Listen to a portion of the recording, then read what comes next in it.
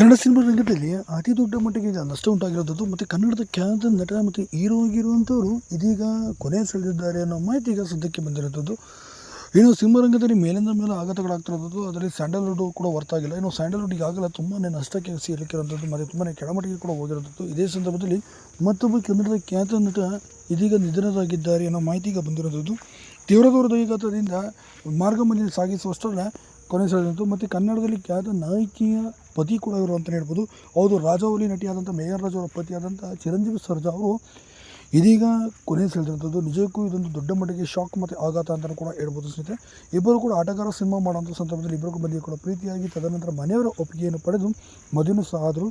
ಆದರೆ ಸತ್ವ ತಿಳಿದಂಥ ಈಗ 2 ವರ್ಷಗಳಲ್ಲಿ ಸದ್ಯ ಈಗ ಅವರು ಹೃದಯಾಘಾತದಿಂದ ಪಾಪ ಕೊನೆ ಸೆಳೆದಿರುವಂಥದ್ದು.